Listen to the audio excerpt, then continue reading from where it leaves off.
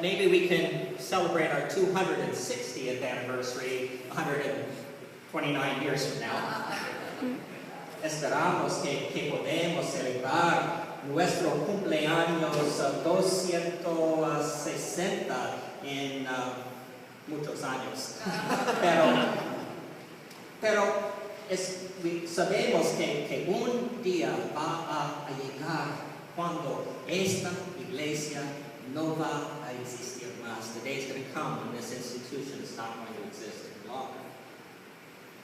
And, survival has begun to be something that churches think about in the late 20th and early 21st centuries.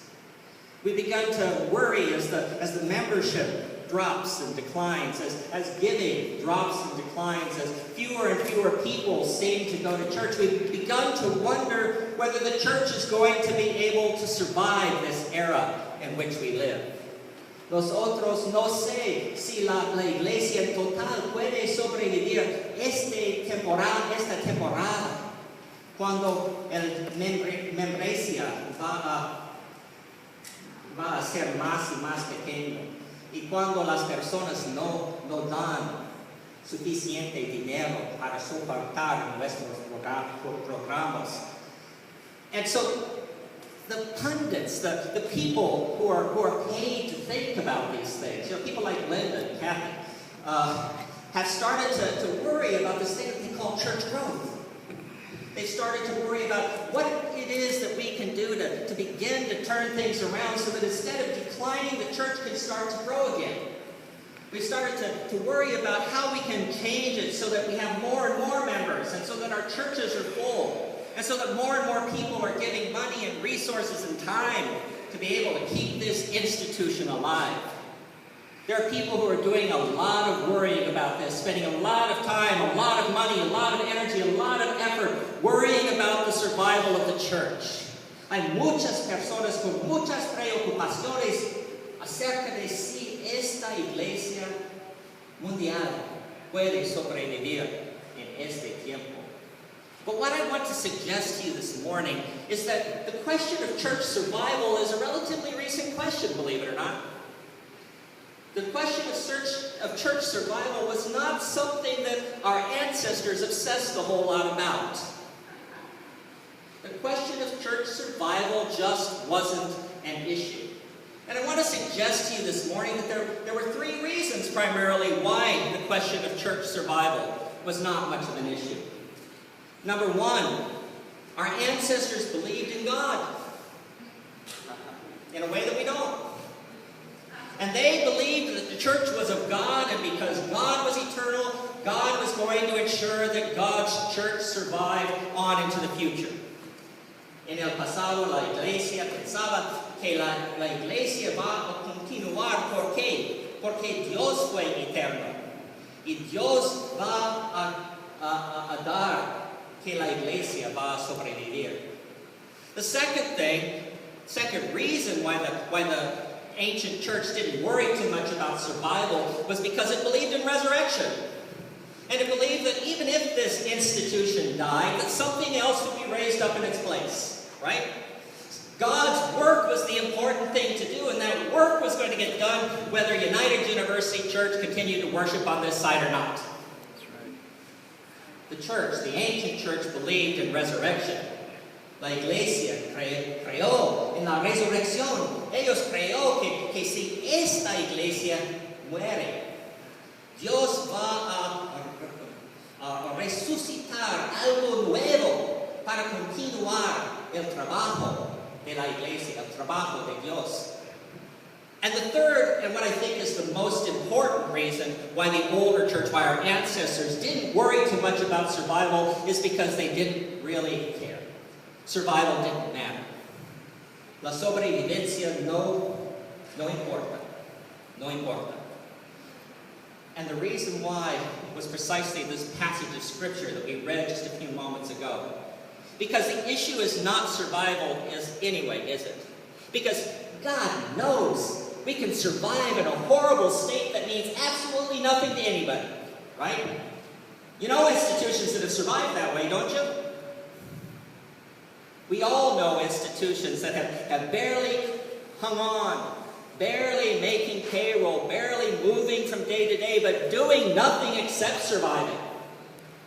What's important for the church and what our ancestors understood is that our flavor, our saltiness, is what is truly important, not whether we survive. And if we focus on our saltiness, then we don't have to worry about whether we're going to be in this place 10, 20, 30, 40, 131 years from now. Lo que es más importante no es si vamos a sobrevivir, pero si nosotros somos saladas. ¿Sí? Si nosotros tenemos una razón para sobrevivir. The church is called to be salty. And each of us individually is called to be salty. And you may say, salty? You know, what in God's name is the pastor talking about? What is this saltiness stuff? Well, we put salt on our food, right? Makes it taste better. In fact, food tastes more like food when it has salt in it. And it's the same thing with the church. Because what we sometimes forget is that the church was not created for itself. My friends, the church was not created for itself. The church was not created so that we could gather in this place on a Sunday morning and worship.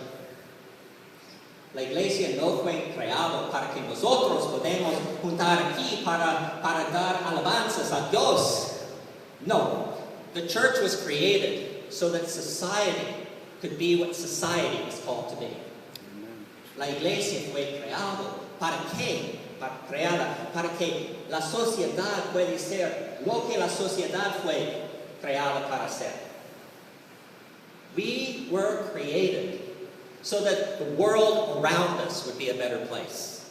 Nosotros fuimos creados para que este mundo para mejorarse. We were created to reach out to people who were suffering. We were created to reach out to people who were poor.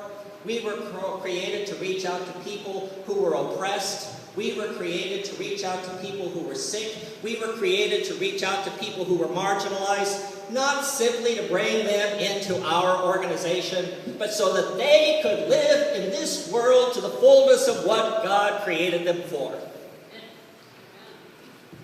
Not to be one of us. Oh, granted, it's wonderful if they choose to be one of us.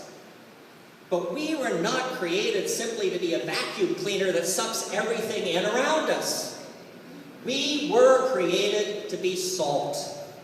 Fuimos creados para ser sal, para mejorar el mundo, para ayudar a los pobres, a los oprimidos, a los enfermos, a cada persona que sufre en nuestro mundo. Esta fue la razón por que nosotros fuimos creados. And you know, if the church stops doing that, if the church stops making the world, if the church stops making society better by the way we live in it, well, Jesus asked the question, what good is salt if it has no flavor? Si sal no tiene sabor, no es importante. We might as well just throw it away. Es basura. Es basura. And this church, if it ceases to be what God has called it and created it to be, well, then we might as well just shut the doors and leave right now and give our money to somebody else who will do what needs to be done. Right? We might as well. I'm sure Kathy and Linda can come up with another church who is more worthy of our money if we're not willing to live into the mission and ministry for which God has called us. Right? There's work to be done. And it's not our job just to survive. It's our job to do the work. Es nuestro trabajo para hacer el trabajo de Dios para mejorar el mundo. I'm glad that we have Senator Price and Councilperson Parks with us today. Because what they do is they remind us that this church is not the be-all and end-all of existence. That this church is part of a community. And that this church has been called to make that community a better place. So my challenge to you today, I'm going to have a short sermon today, I hope that's okay. My challenge to you today is this: be salty. Be salty. And let us as an institution be salty too. Don't let us fall so deeply into fear that we're afraid to do anything that we're called to do. Let us not fall so deeply into smugness that we think that those people out there are not worthy of anything that we might not do, that we might possibly do for them. Let us not fall so deeply into our own complacency that we think that what we do or don't do makes no difference. It does. It does. All of us are called to be salt. All of us are called to make sure that we continue to be salty. And all of us are called to be part of God's great and glorious work of building God's kingdom, which is so much bigger than United University Church, so much bigger than the United Methodist Church, so much bigger than the Presbyterian Church USA, so much bigger even than Los Angeles. It is what matters. El reino de Dios se importa. Pero si nosotros no somos parte del reino de Dios, nosotros no importamos. So the task is ours. Be salty. Sea salado. Be salty. Sea salado. And as God's salt, to make this world a better place. And then, my friends, maybe we will someday. Well, someone else may someday celebrate the 261st anniversary of United University Church. Thanks be to God. Amen.